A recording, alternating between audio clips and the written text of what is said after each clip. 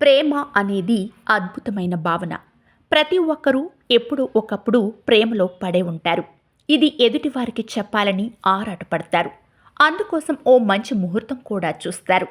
అలాంటి వారందరికీ ఈ వ్యాలంటైన్స్ డే వీక్ చాలా బాగా కలిసొస్తాయి. అసలు వీటి ప్రత్యేకత ఏంటో ఇప్పుడు తెలుసుకుందాం. ఫస్ట్ అయితే మా ఛానల్ని సబ్స్క్రైబ్ చేసుకోండి. వ్యాలంటైన్ వీక్కి ఒక్కో రోజుకి ఒక్కో స్పెషాలిటీ ఉంది. చివరి రోజు అయిన వ్యాలంటైన్స్ డే గురించి చాలామంది ఎదురు చూస్తారు.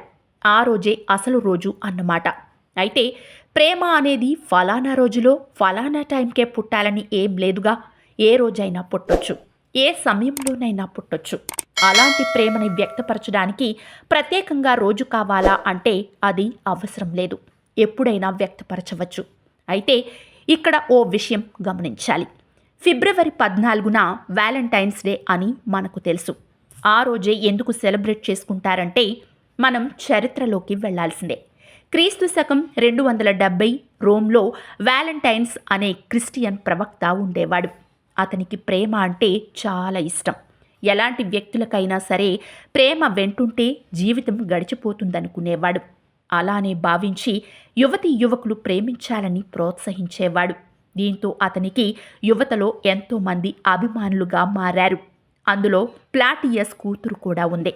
ఇదంతా తెలుసుకున్న రోమ్ రాజు ప్లాటియస్ దేశానికే వెలుగునివ్వాలని భావించే యువతని ప్రేమ పేరుతో ఆటలాడిస్తావా అంటూ ఫిబ్రవరి 14న మరణశిక్ష విధించాడు. ఇలా జరిగిన తర్వాత 2 దశాబ్దాల తర్వాత అంటే దాదాపు క్రీస్తు శకం 496లో అప్పటి పోప్ ఫిబ్రవరి 14ని ప్రేమికుల రోజుగా ప్రకటించాడు. దీంతో అప్పట్నుంచి అందరూ ఆ రోజుని ప్రేమికుల రోజుగా చేసుకుంటున్నారు. ఈ మధ్యకాలంలో కొన్ని ప్రేమలకు మెచ్యూరిటీ ఉండడం లేదు. అంటే చిన్నతనంలోనే ప్రేమించడం, మర్చిపోవడం, కెరీర్ ఎదుగుదల లేకపోవడం వంటివి ఆకర్షణే నిజమైన ప్రేమ అనుకుని అపోహపడి అనర్థాలు తెచ్చుకుంటున్నారు. దీని నుంచి మార్పు రావాలి.